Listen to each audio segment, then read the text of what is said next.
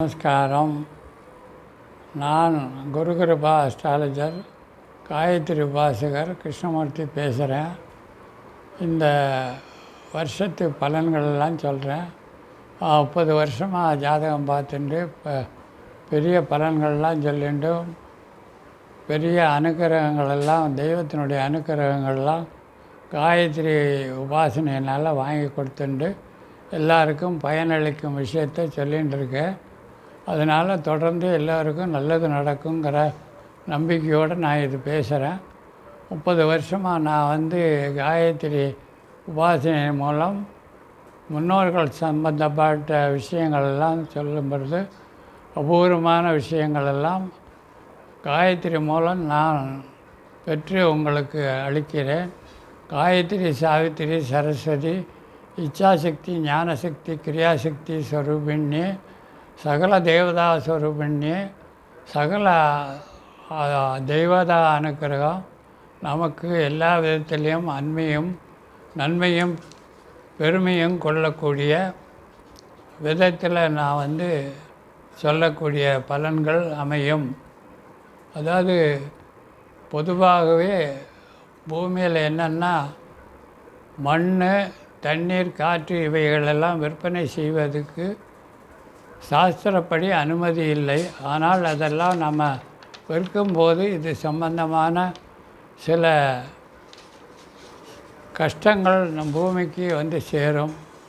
ஆயுள், அதனால் நமக்கு தீர்க்கமான ஆயுள் வேணுமானால் நாம் நோயிலேருந்து நிவர்த்தி பெறணும்னா அதுக்குள்ள மந்திரங்களும் அதுக்குள்ள தேவதா உபாசனைகளும் இருக்குது. ஓம் சூரியஸ்ய தேவஸ்ய அகம் பூஜாயம்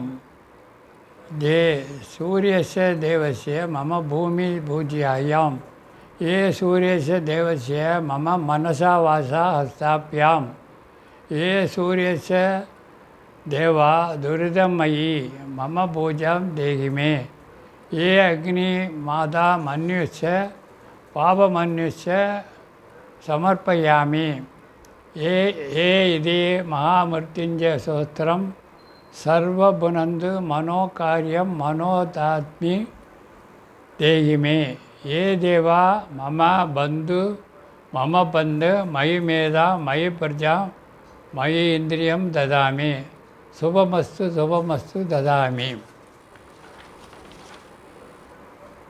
யாதே அக்னி தேஜஸ்வி சகல ஆயுள் ஆரோக்கியம் தேகிமே சகல சம்பத்து தேகிமே பூமி பந்தன் தேகிமே கர்ம பந்தன் தேகிமே.